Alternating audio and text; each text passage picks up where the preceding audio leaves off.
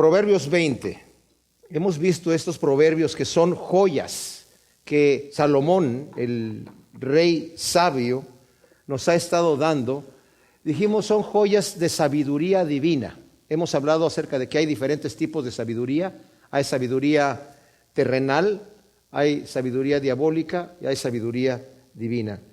Y aquí nos está hablando acerca de el Espíritu Santo a través de Salomón, de la sabiduría divina. Y nos empieza diciendo, cada versículo, como vimos, no tiene a veces relación con el que sigue. A partir del capítulo 10 en adelante, los diferentes proverbios, cada proverbio es totalmente diferente. Algunos se relacionan, pero no en este caso, como vamos a ver. Y el primero dice, el vino es pendenciero, alborotador, el licor. El que se tambalea con ellos no es sabio. Ahora, ha habido gran discusión en los grupos cristianos acerca del vino, de que si está bien tomar vino o si está mal tomar vino. No nos vamos a meter nosotros en ese argumento, ¿verdad? Simplemente, ¿qué es lo que la Biblia nos dice acerca del vino? Pues que algo que hay que tomarse con mucho cuidado. Primero nos dice que no es para todos. En Romanos capítulo 14, el apóstol Pablo está hablando y dice, ¿tú tienes fe que crees que algo es bueno?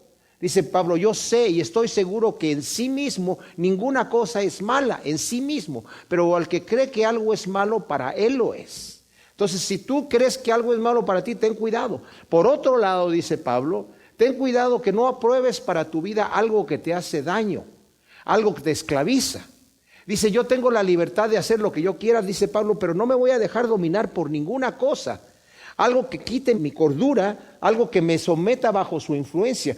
Porque todas las cosas están hechas por Dios. Y hay gente que se mete en argumentos de que si puede o no puede. Y yo por eso lo único que puedo decir es que la Biblia nos dice en Romanos 14, 21 y 22 que no es para todos. No es para todos. Dice, tú tienes fe, tenla para ti mismo. No obligues a aquella persona que es débil a que haga lo mismo que tú haces, a que tenga la libertad que tú tienes. Pero también ten cuidado que tú no estés aprobando algo que en realidad sea malo para ti, que te vaya a traer bajo su influencia y que vayas a terminar en problemas con el Señor. Ahora, por ejemplo, en el libro de Levíticos capítulo 10 nosotros vemos a los hijos de Aarón ofreciendo fuego extraño. Y lo que estaba pasando ahí es que acababan de terminar el tabernáculo de reunión, que estaba construido con excelentes materiales, pero al fin de esto ya estaba a punto se habían ofrecido varios sacrificios. La gloria del Señor al final desciende sobre una nube y es una gran cosa. O sea, todo el pueblo, toda la congregación de Israel están mirando lo que está sucediendo, y los hijos de Aarón, Nadab y Abiú, pusieron fuego del altar en sus incensarios, fuego que el Señor no les pidió, y empezaron a ofrecer, dice la Escritura, fuego extraño que el Señor no les mandó. Y más adelante en el mismo capítulo 10 de Levítico dice el Señor que estaba prohibido para los sacerdotes llegar a oficiar bajo la influencia de vino o de alcohol. Lo que da a entender en ese capítulo que tal vez estos hombres, los hijos de Aarón, llegaron un poquito bajo la influencia del licor y estaban allí, vamos a empezar el show, y el Señor los consumió con fuego. Por eso estoy diciendo. Ahora, si la Biblia nos dice que en el Salmo 104 está dando gracias a Dios por todo lo que ha creado, y dice, por el vino que alegra el corazón del hombre, definitivamente. Y también podemos ver, pues que dice la Biblia que es medicinal. Pablo le dice a Timoteo en 1 de Timoteo 5:23, por causa de tus muchas enfermedades ya no bebas agua, usa un poco de vino. Está muy bien todo eso, pero aquí dice que el vino es pendenciero y es alborotador, y ciertamente una persona que está bajo una influencia del vino es más propensa a hacer un pleito, a continuar un pleito. Aquí solamente nos está explicando lo que la influencia del licor hace en la persona. El vino es pendenciero y alborotador es el licor. El que tambalea con ellos, el que yerra, dice otras versiones, el que por ellos yerra, comete algún error y se mete en algún pleito, no es sabio. Aquí el Proverbio 23 tiene mucho que decir acerca del vino. Por eso digo que tenemos que tener cuidado. No es que lo esté condenando de sí, y no podemos nosotros decir, bueno, ¿y qué vino fue el que hizo el Señor allí en las bodas de Caná? ¿Era vino con alcohol o sin alcohol? Pues el vino es con alcohol, ¿verdad? Pero no nos vamos a meter a discutir eso, porque a eso no estamos en este momento. Dios ha hecho todas las cosas, pero para que las usemos con sabiduría. Y nosotros, dice Pablo, un corredor que está corriendo la carrera, de todo se abstiene. ¿De qué se abstiene? De lo que le impide correr la carrera. Yo puedo decir, ¿pero qué no puedo correr la carrera con botas tejanas? Sí puedes correr la carrera con botas tejanas, pero no vas a llegar a la meta, no vas a ganar. Porque dice, te tienes que abstener de todo lo que te esté impidiendo. Y es ahí donde la sabiduría tiene que venir de parte de Dios a nuestro corazón. ¿Cuál es mi llamado? ¿Cuál es lo que a mí me estorba? Si tu ojo te es ocasión de caer, sácalo y échalo de ti. Si tu mano derecha o tu pie derecho. No que sean malos, pero si yo le voy a echar la culpa a algo que me está haciendo lento en mi caminar con Cristo, no puedo salirme con mi argumento delante de Dios a decir, es que es por esto que yo no podía. No, quítalo de tu vida. Lo más importante es que llegues a la meta, que corras la carrera. Y dice aquí en Proverbios 23, 29, ¿de quién son los ayes? ¿De quién las tristezas? ¿De quién las contiendas? ¿De quién el quejido? ¿De quién las heridas sin causa? ¿De quién los ojos enrojecidos? De quien se alarga en el vino, de los que van cantando licores mezclados. No mires al vino cuando rojea y lanza destellos en la copa, porque fluye suavemente, pero al fin muerde como una serpiente, pica como una víbora. Tus ojos desearán a la mujer ajena, y tu corazón hablará cosas perversas, y serás como el que está acostado en alta mar, como el que duerme en el cabo de un mástil, y dirás, me han golpeado y no me ha dolido, me han sacudido y no lo he sentido. En cuanto despierte, volveré a pedir más. Wow. La persona que se ha enviciado ya en el vino, no le interesan las consecuencias. El que yerra por eso, dice, no es sabio.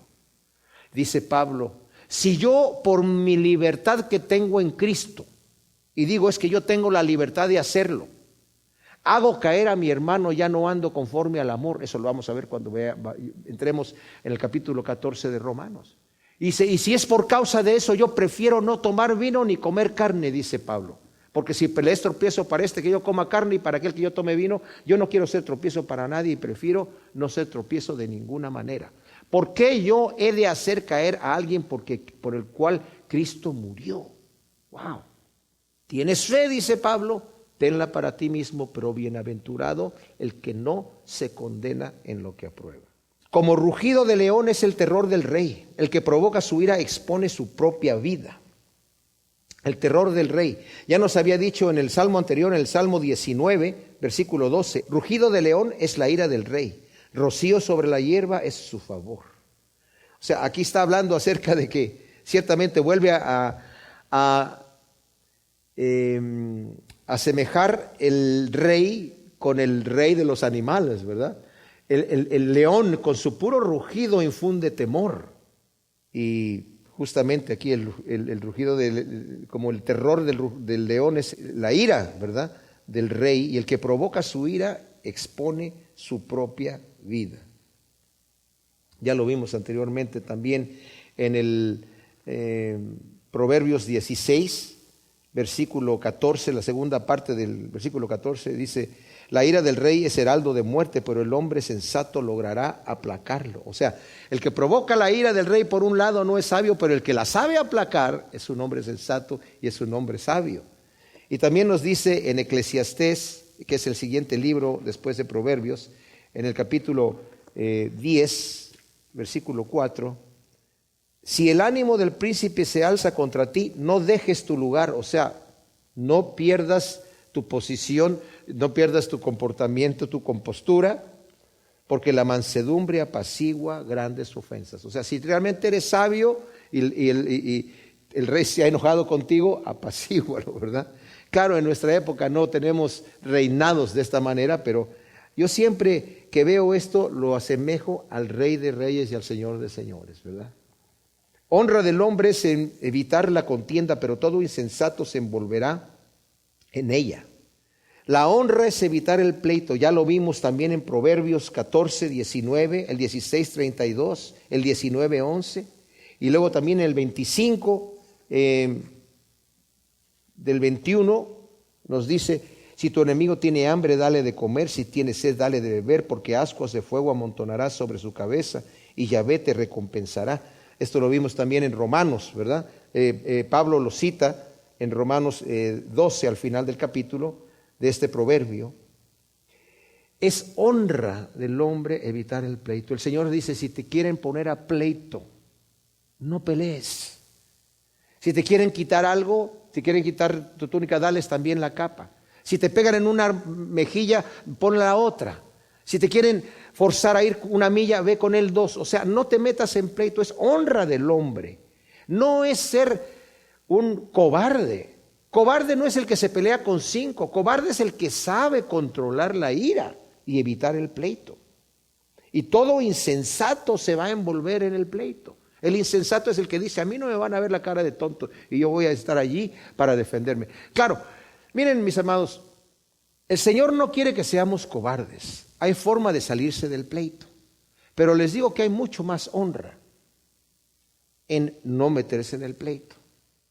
Yo por un tiempo estuve estudiando artes marciales, ¿verdad? Y por un momento entraba en la seguridad de que sí, cualquiera que se acerque conmigo, yo no me puede hacer nada. Pero después me di cuenta que no me convenía meterme en un pleito, porque si yo termino matando a alguien, voy a terminar en la cárcel. Entonces lo que más me convenía en el momento del pleito es salir corriendo, porque entonces yo ya tenía la capacidad de saber cómo defenderme, y ya una vez que la persona empieza con el pleito, no tiene manera de salirse de ahí, porque la ira y la carne empiezan ahí. Yo me acuerdo que un pastor que es máster de Kung Fu, estaba enseñando a unas mujeres cómo defenderse en caso de que las vinieran a robar o a tratar de violar o a violar en un estacionamiento, en algún lugar, con las puras llaves del carro, qué es lo que tenían que hacer. Pero me acuerdo que les dijo después: una vez que empiezas en el pleito, tienes que terminar al tipo, lo tienes que matar, porque si no el tipo se va a levantar en contra de ti, te va a matar a ti. Pero tienes que saber que después de que lo mataste vas a terminar en la cárcel. A menos que... Entonces al final de cuentas dice uno: ¿qué me conviene más? Procurar salir del pleito hasta donde se pueda. En lo que sea posible, tener paz con todos, nos dice otra escritura, ¿verdad?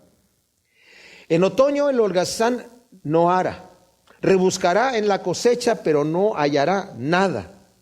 Dice la revisión de la Valera contemporánea: el perezoso no labra la tierra en otoño, en tiempo de cosecha buscará y no hallará. La Nueva Versión Internacional dice: llega el invierno y el perezoso no siembra, cuando llegue el verano no haya comida. Bueno, en realidad no se siembra ni en invierno ni en otoño, se siembra más o menos en primavera. Lo que está diciendo es: como el perezoso no se levanta cuando empieza la primavera, porque está tal vez un poco de frío y dice: ya no quiero trabajar porque está un poco frío. Cuando llegue el otoño para la cosecha no va a encontrar nada. El que no se prepara para trabajar en el momento que Dios le da la oportunidad, cuando tenga que recoger algo, no va a encontrar nada. Hay gente que está acostumbrada a que todo se lo den gratis, ¿verdad? La pereza es un vicio pecaminoso que impide aprovechar la oportunidad y hace que el individuo termine en la indigencia. Es un vicio la pereza. Y hay gente que está enviciada, como dije yo realmente no tengo misericordia o piedad o lástima por aquellas personas que no tienen porque no trabajan. Si no tienen porque no pueden, estoy de acuerdo. Pero si no trabajan porque no quieren trabajar, teniendo toda la salud y teniendo toda la posibilidad, porque yo sé lo que es trabajar en cosas que uno no le gusta hacer, porque tiene uno que trabajar para darle de comer a la familia, ¿verdad? Y hay una satisfacción en el trabajo. Hay una satisfacción cuando uno termina su trabajo y recibe su pago. Hay un momento donde uno descansa y sabe que hizo su trabajo, recibió el pago y ahora su familia está atendida por causa de su trabajo arduo con el cual ha hecho. Y hay una satisfacción, ¿verdad? Pero la persona que no trabaja y que está solamente de lo que le dan los demás, pues no tiene satisfacción. Y no puede frotarse las manos diciendo: bueno, es que ya les saqué dinero a aquel. No, en realidad va a estar siempre con algo, un vacío en el corazón, y realmente es triste cuando llega una persona así. Agua profunda es el consejo en el corazón del hombre. El hombre entendido logrará sacarlo. El consejo en lo profundo del corazón del hombre es la voz de la conciencia. ¿Saben ustedes que nosotros tenemos varios monitores en nuestro cuerpo para diferentes cosas? Tenemos nuestro sentido del tacto, en donde nuestros músculos, cuando reciben una información de dolor, inmediatamente se protegen. Yo me acuerdo que tuve que ser operado del hombro izquierdo, y el doctor, mientras me estaba explicando cómo funcionaban los músculos, me decía: es que tú tienes allí dentro unos crecimientos en el hueso que está tocando el nervio, y cuando toca el nervio del músculo lo hiere un poquito, y el músculo es como el músculo de los ojos. Así son todos los músculos.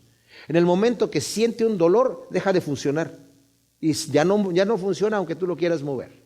Otros músculos toman la función, pero ya ese, como en el ojo cuando va a entrar una basurita y se cierra el ojo, y por más que uno lo quiere abrir, ya no abre, porque dice: aquí me protejo, ¿verdad? Esos son monitores que tenemos. Una luz fuerte inmediatamente también cierra uno el ojo. Pero tenemos monitores a través del cuerpo de dolor, de cosas que sentimos: me duele esto, tengo que atenderme. El único monitor que nosotros tenemos espiritual es la conciencia. Dios nos habla a través de la conciencia. Por eso dice: tu corazón ha sido endurecido. El que endurece su conciencia ya no escucha la voz de Dios, la tiene cauterizada, ya no escucha porque ha estado endurecida. Pero aquí dice que agua profunda es el consejo en el corazón del hombre. El Señor tiene todo ese conocimiento infundido en el hombre. Yo escribiré mis leyes en sus corazones. Ellos van a saber exactamente lo que tiene que hacer. Y el hombre que es entendido logrará sacar ese conocimiento que Dios tiene en nuestros corazones. El Señor es tan increíble. A Isaías le dice: cuando va a sembrar, el agricultor no siembra una semilla de trigo de la misma manera que siembra una de maíz y que una de centeno. La siembra diferente, hace los surcos de diferente manera, y cuando las cosecha no separa los granos de la misma forma. ¿Y cómo sabe lo que tiene que hacer? Dice el Señor. Yo se lo he puesto en el corazón, yo le he dado ese entendimiento. Dios nos ha dado tanto entendimiento. El hombre sabio va a saber sacar las cosas que Dios le ha dado en su corazón. Nosotros ahora tenemos la palabra de Dios, que es un manantial de vida para nuestros corazones, ¿verdad? Cuando nosotros leemos la palabra de Dios, estamos llenando esa conciencia, ese corazón nuestro, con todo este conocimiento de la palabra de Dios, para en el momento oportuno sacar lo que necesitamos. El hombre sabio va a sacar provecho de eso. Muchos proclaman sus propias bondades, pero un hombre de fiar, ¿quién lo hallará? Dice la Nueva Traducción Viviente: son muchos los que proclaman su lealtad, pero ¿quién puede hallar a alguien digno de confianza? O sea, toda la gente dice: no, yo soy una persona de confianza, yo soy una persona... Nadie va a hablar mal de sí mismo. Nadie le va a decir a un amigo: mira, yo soy tu amigo, pero no me tengas mucha confianza porque en el momento de la dificultad te voy a dejar ahí bailando solo, ¿verdad? Yo me voy a sacar ventaja, yo no me voy a perder. Muchos hablan de su bondad, pero el momento de la dificultad, ¿quién realmente va a encontrar a alguien fiel, a alguien de fiar? El justo que camina en su integridad deja hijos bienaventurados tras él. Dice la Nueva Traducción Viviente: los justos caminan con integridad. Benditos son los hijos que siguen sus pasos. Son dichosos los hijos que tienen padres íntegros. Y son más dichosos esos hijos si siguen los pasos del padre y de la madre, que son rectos. Nosotros no tenemos la culpa si nuestros hijos se desvían. Nosotros podemos estarles sembrando la buena semilla hasta donde nosotros podamos. Y no es culpa del padre o de la madre cuando el hijo se desvía, ¿verdad? Pero sí podemos dejarles esa instrucción. Y como va más adelante otro proverbio va a decir: instruye al niño en su camino, y aun cuando sea grande no se va a apartar. Esa semilla que tú le sembraste, eventualmente, aunque la deje, va a quedar allí, va a quedar allí. Y es bueno, si hemos obrado mal, mis amados, yo he descubierto una cosa: no hay cosa más saludable para un testimonio quebrantado en el pasado, de un padre o de una madre que haya hecho mal delante de sus hijos. No hay cosa más saludable que venir a pedir perdón. Los hijos perdonan así. Cuando uno dice: ¿sabes qué? Esto que hice, esto que yo dije, esto que estuvo mal, perdóname por favor. Los hijos inmediatamente echan todo atrás. Y la figura del padre o de la madre que estaba en esa posición negativa, que ya los hijos lo estaban viendo como este es un perdedor o perdedora, sube inmediatamente, ¿verdad? ¿Por qué? Porque pidió perdón y reconoció su mal. Y esa es una manera de andar en integridad. El justo que camina en integridad no quiere decir que toda su vida se portó bien, sino que cuando se portó mal también reconoció que estaba mal. Y lo fue a decir delante de sus hijos y delante de su esposa. Un rey sentado en el tribunal disipa con su mirada toda maldad. Ahora aquí se está refiriendo se relaciona con el versículo 2, ¿no? Como rugido de león es el terror del rey, el que provoca su ira expone su propia vida. Un rey sentado en el tribunal, nada se le oculta ante los ojos que está allí. Ahora, como dije yo, a mí me gusta compararlo cuando habla del rey aquí, al rey de reyes, al rey de reyes. Disipa con su mirada toda maldad. Ahora, hay gente que es cínica. Aquí se está refiriendo a un rey aquí en la tierra, obviamente, que tiene el control y que sabe, ¿verdad? Con la mirada que está viendo, ya se intimida el criminal que está allí. Inmediatamente disipa toda maldad. Les digo una cosa, mis amados, cuando estemos presentes delante del Rey de Reyes en el día del juicio, nadie se va a poder quejar de los juicios divinos. Porque los ojos de Dios los vamos a sentir escudriñando los corazones. Claro, los que hemos sido lavados en la sangre del Cordero, nuestro expediente que estaba en nuestra contra fue clavado en la cruz. Pero hay de aquellos que no reconozcan al Señor Jesús de este lado de la eternidad, lo van a reconocer de aquel lado. Van a doblar su rodilla también y van a confesar que Cristo es el Señor, pero no para beneficio de su alma, sino para condenación y juicio eterno. Porque la mirada del Rey de Reyes va a disipar todo mal. ¿Quién podrá decir, tengo la conciencia pura, limpio estoy de mi pecado? Ahora, no hay justo ni aun uno, dice la Escritura, ¿verdad? No hay ningún justo. Y primera de Juan 1:8 dice que el que dice que no tiene pecado se engaña a sí mismo y hace a Dios mentiroso. Pero ¿quién puede decir estoy limpio? Nadie se puede limpiar a sí mismo, eso es obvio. No podemos quitarnos de nuestra maldad. Pero cuando el Señor nos limpia, mis amados, esto está dicho antes del mensaje del Evangelio, que el Señor ha declarado justos a los impíos por la fe. Hemos sido justificados en Cristo Jesús. Y aunque sabemos que en nuestro corazón no somos limpios en realidad, la sangre de Jesucristo nos limpia de todo pecado. En el momento, y esto es lo que se esté contradiciendo, porque dice Juan, ninguno hay que no peque. El que dice que no tiene pecado, hace a Dios mentiroso y él mismo se engaña. Pero si confesamos nuestros pecados, Él es fiel y justo para perdonarnos y limpiarnos de toda maldad. Si decimos que no hemos pecado, nos engañamos. Estas cosas os digo para que no pequen. Pero si alguien hubiera pecado, abogado tenemos para con el Padre a Jesucristo el justo. Él es la propiciación por nuestros pecados, y no solamente por los nuestros, sino por los de todo el mundo. La sangre de Jesucristo, si confesamos nuestros pecados, nos limpia de todo pecado, y entonces sí vamos a poder declarar, sí, yo estoy limpio de pecado, no porque tengo la conciencia pura, sino porque la sangre de Jesucristo, su Hijo, me ha limpiado de todo pecado. Proverbios 20, versículo 10. Continúa Salomón dándonos estas perlas de sabiduría. Y aquí nos habla de un proverbio que ya lo ha dado anteriormente de diferente manera. Muchos de estos proverbios se repiten, tal vez con las mismas palabras o con palabras diferentes. La repetición en los proverbios, entre paréntesis, no está por un descuido del escriba, que haya dicho, ay, bueno, este proverbio ya estaba acá, pero no me había dado cuenta, bueno, ya lo escribí, ya ni modo, sigamos adelante. No. El Espíritu Santo tiene control de todo lo que se escribe aquí en la palabra de Dios, y lo que se repite en la Biblia, mis amados, lo necesitamos escuchar otra vez. El apóstol Pedro, cuando escribe su segunda carta, y dice, estas son las últimas palabras que yo les estoy hablando. Lo que les voy a decir ya se los he dicho.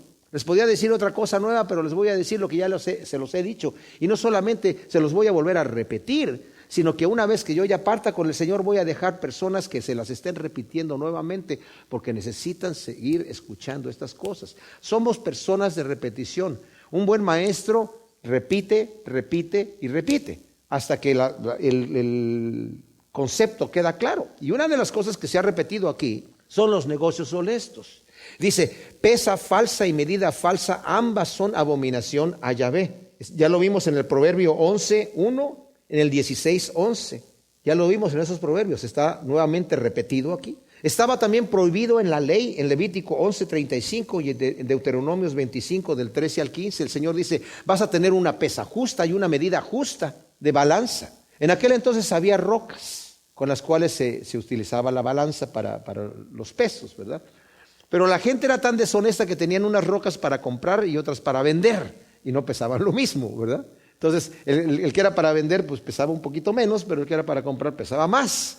Y dice el Señor, no debes de tener dos pesas diferentes, tienes que tener medidas justas. El Señor, ya conociendo cómo somos nosotros, ¿verdad? Dice, es abominación a Dios. Esto nosotros no solamente se refiere a las pesas para las balanzas, se refiere a los negocios que nosotros hacemos. Dios le interesa la honestidad, que yo cobre lo justo. Mi trabajo, sí, el obrero es digno de su salario, pero que tiene que ser lo justo. Y tengo que entregar un buen trabajo. No voy a trabajar y voy a que me paguen bien y no lo hice bien. No, está bien. O sea, lo que es justo delante de Dios. ¿Se imaginan ustedes una sociedad así? En donde toda la gente obrara honestamente, justamente, que no quisiera nadie tomar ventaja de su prójimo, sería otra cosa. Ya con sus acciones deja ver el niño si su conducta será limpia y recta. ¡Wow!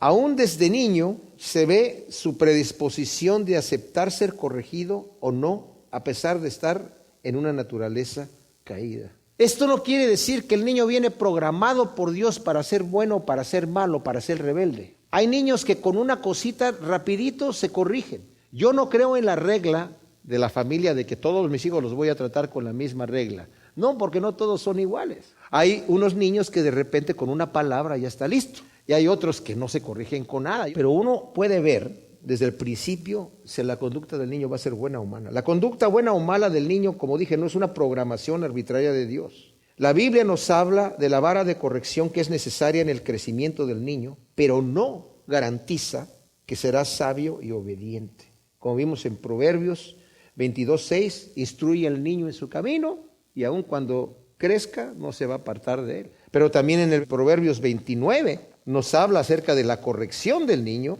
Y si vamos allí nos dice en el versículo 15, palos y reprensiones meten en razón, pero el muchacho consentido avergonzará a su madre. Cuando los malvados mandan, los crímenes aumentan, pero los justos presenciarán su caída. Corrige a tu hijo y te dará descanso y dará satisfacción a tu alma. Ahora, más adelante nos va a hablar acerca de este que vimos de palos y reprensiones meten en razón, pero en realidad, como dije, no se está refiriendo aquí de ser violentos con los hijos, simple y sencillamente de con prudencia, con amor, sí disciplinar a nuestros hijos. Dice uno, por ejemplo, que el que no se corrige, por ejemplo, está en el Proverbios 27:22, aunque machaques al necio con el pisón del mortero, no le quitarás su necedad. O sea, de repente hay gente que ya es necia y por más que uno le haga, nada más se va a volver a levantar a seguir siendo necio. Y uno tiene que hacer lo que uno puede y desde ahí ya quitar las manos. Hay que esperar a que crezca el muchacho y ojalá que pueda entrar en razón y que no llegue a ser que lo metes al mortero y se levanta otra vez y sigue igual. El oído que oye y el ojo que ve, ambas cosas las hizo Yahvé. Ahora, cuando habla del oído que oye, el Señor dijo, el que tiene oído para oír, oiga. El ojo que ve y no se ciega a la verdad, esas son cosas que Dios da. Ahora, no es que el Señor haga ciego al ciego, estoy hablando del ciego espiritual, o sordo al sordo. Ellos se hacen sordos y el Señor los deja ahí. Cuando el Señor vino a hablar en parábolas y sus discípulos le preguntaron, ¿por qué estás enseñando en parábolas? Porque ellos teniendo ojos no quieren ver y yo los dejo ciegos. No quieren oír y se quedan sordos. El Señor nos dijo que el que busca encuentra y el que llama se le abre. Es el Señor el que nos ha llamado. Es el Señor el que ha salido a buscarnos a nosotros, mis amados. Y como hemos hablado acerca de la soberanía y de la gracia de Dios, no sabemos hasta dónde llega mi acción y la acción divina. No me tengo que preocupar yo por la acción divina, porque Dios va a hacer lo que Él va a hacer. Eso no es asunto mío. La acción divina me es mostrada la gracia de Dios y la labor que Dios ha hecho en mi vida solamente para que yo no me levante el cuello pensando que yo escogí al Señor y porque yo tuve fe y yo sí me arrepentí y yo sí hice y yo llegué y yo.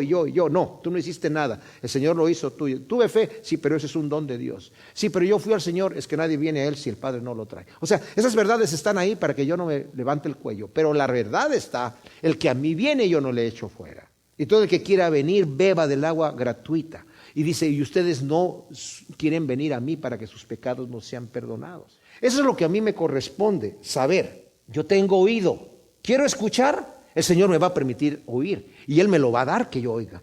Tengo ojo para ver, yo quiero saber la verdad, el Señor me va a mostrar. Y me va a mostrar sus maravillas, su misericordia, su amor. Ambas cosas son de Dios. Pero no para que echemos la culpa al Señor de que, ay, pues a mí no me diste ojo para ver ni oído para oír. No, tú te hiciste sordo y te hiciste ciego y yo te dejé allí.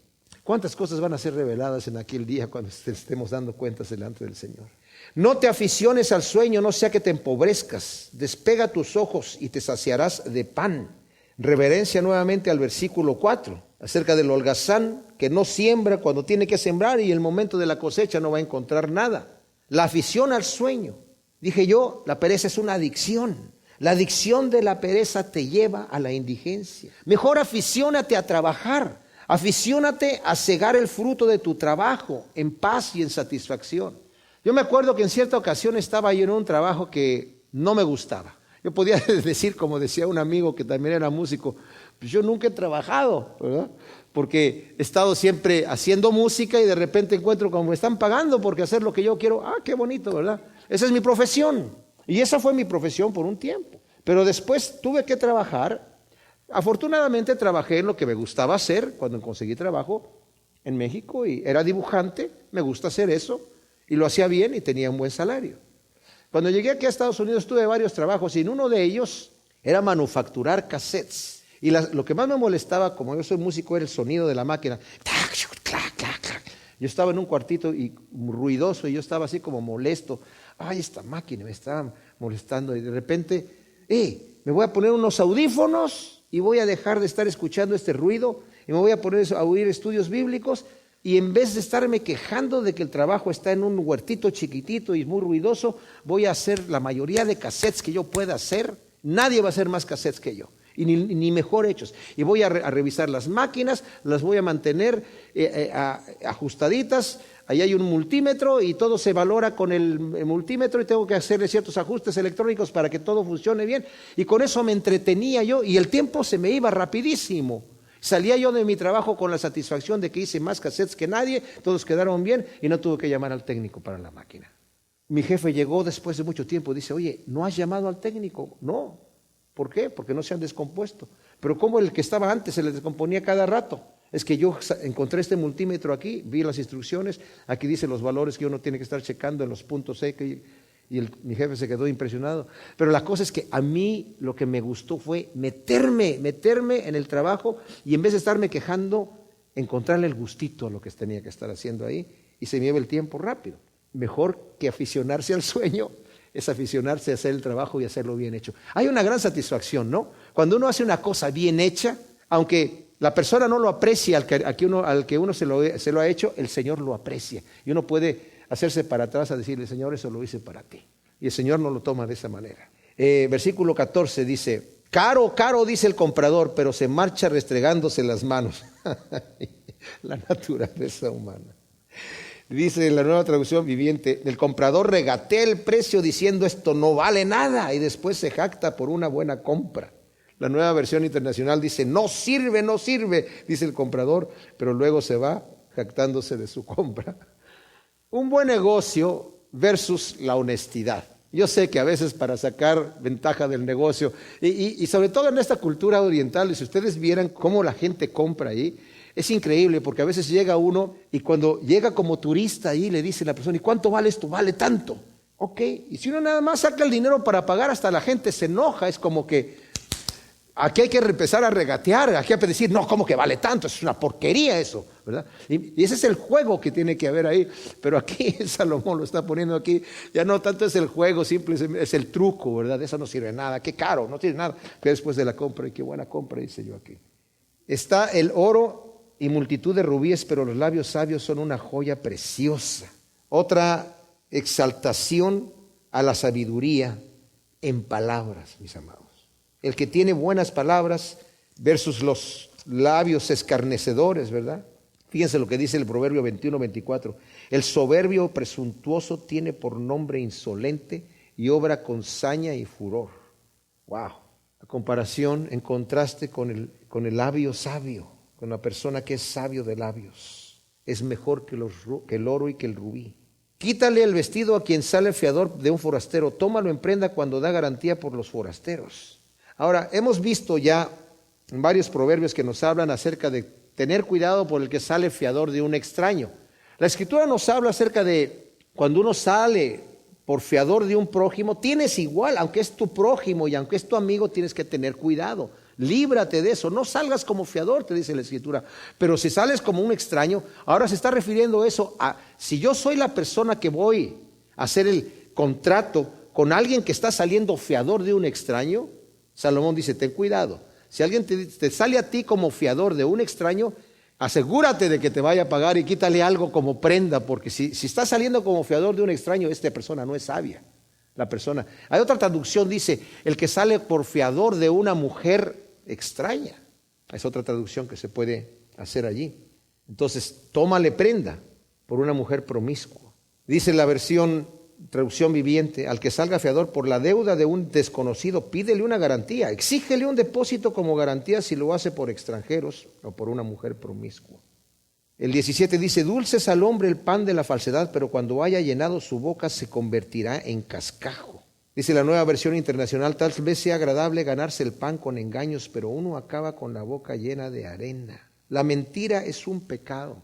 Y el que está ganándose la vida con trampas y con mentiras y con trucos, al final va a cosechar. Dice Gálatas 6, del 7 al 8. No os engañéis, Dios no puede ser burlado. Todo lo que el hombre siembra, eso va a cosechar. El que siembra para su carne va a cegar corrupción. El que siembra para el espíritu va a cegar vida eterna. El Señor le interesa que mis negocios sean claros. Él no va a dejar, sobre todo si yo ya lo conozco a Él, como hijo de Dios, que yo me salga con la mía si soy un tramposo en la vida.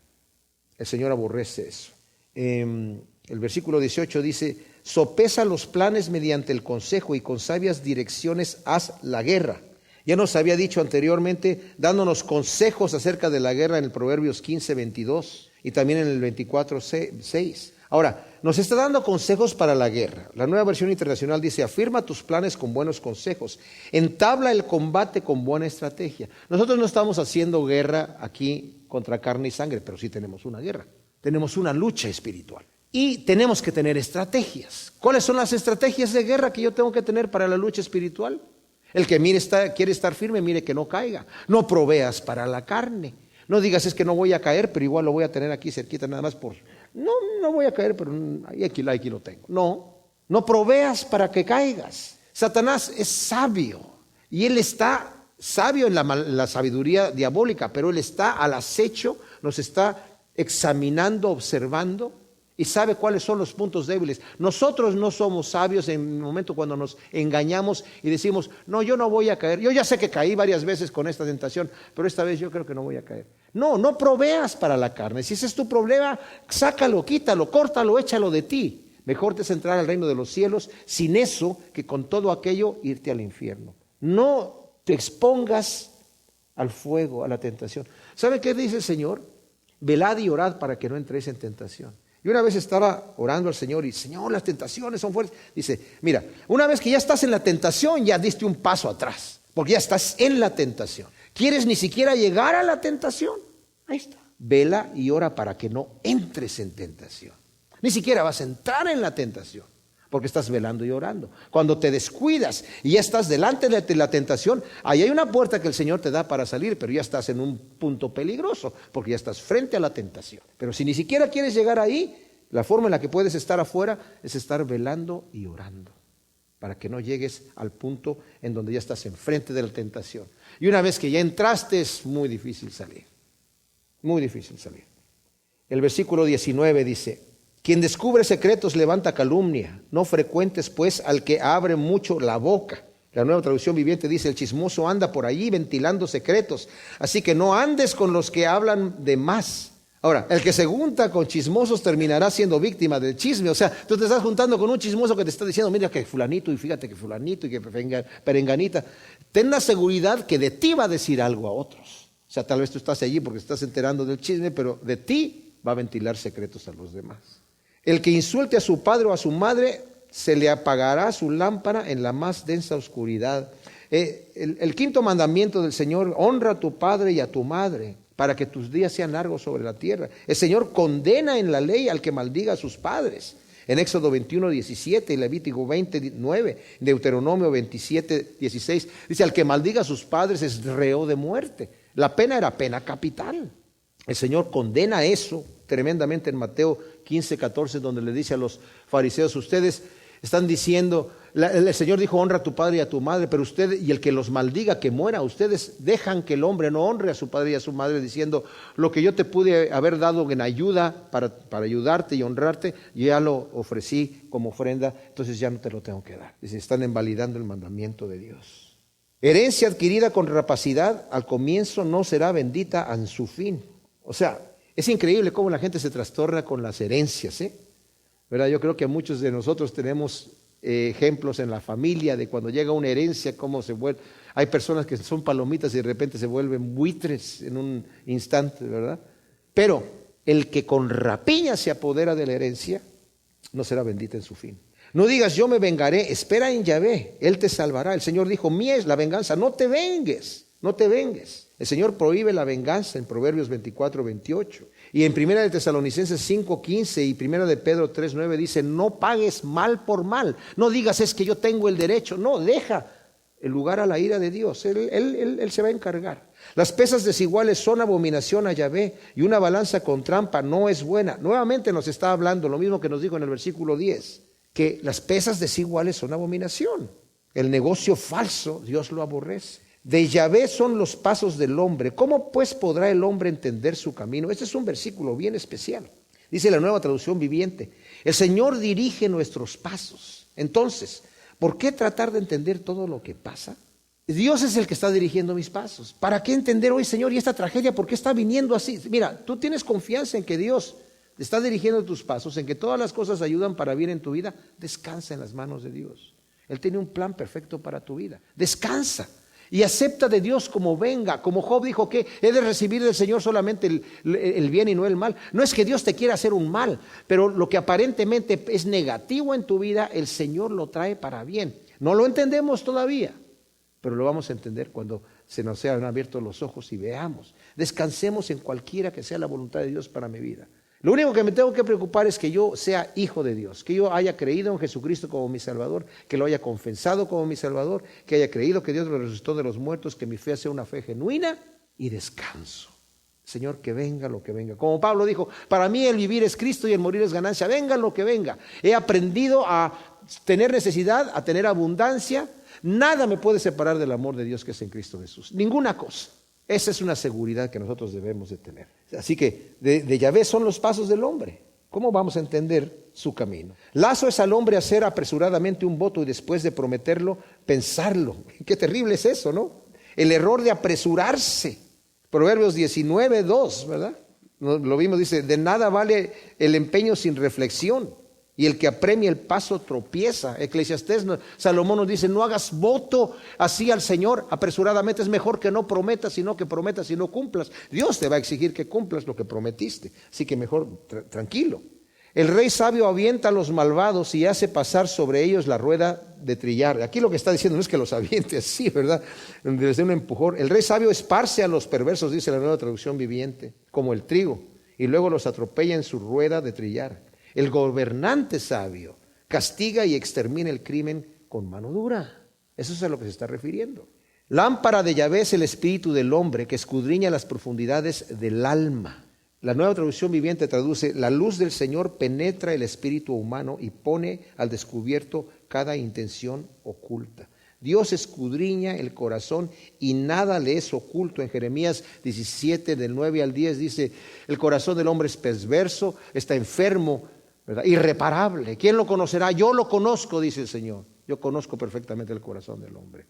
Salmo 139, Señor, tú me conociste desde el vientre de mi madre. Antes de que esté la palabra en mi boca, tú ya la sabes toda. Señor, mírame, escudriñame, ve si hay en mí perversidad y guíame en el camino eterno. Misericordia y verdad preservan al rey y la clemencia sustenta su trono. Aquí está hablando de el gobernante que ama a su pueblo y lo trata con misericordia y fidelidad, afirma su poder. Dice la Nueva Traducción Viviente: el amor inagotable y la fidelidad protegen al rey. Su trono se afianza por medio de su amor. La gloria de los jóvenes es su fortaleza y el esplendor de los ancianos la cabeza cana. Dice la Nueva Traducción Viviente: la gloria de los jóvenes es su fuerza. Las canas de la experiencia son el esplendor de los ancianos. Hoy en día se ha perdido mucho el respeto a las personas de la tercera edad debido a los valores torcidos de la sociedad. Bueno, la persona cana, ¿verdad? No sé dónde me deja eso a mí, pero me acuerdo que estaba un día allí en la iglesia del pastor Ray Bentley y estaba una mujer y le dice: pastor, usted no cambia, se ve igual, hace 6 años que no lo veo, está igual. Y dice el Ray: bueno, es que ya una vez que se le pone uno el pelo blanco ya no le puede ir peor. Y le dije yo: mira, sí le puede ir peor, le dije yo.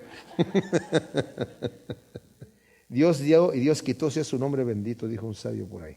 Las heridas y las llagas drenan el mal y los golpes llegan a lo último del corazón. Esto es lo que está diciendo la revisión Valera contemporánea. Dice: los azotes hieren pero curan la maldad. El castigo purifica lo más recóndito del ser.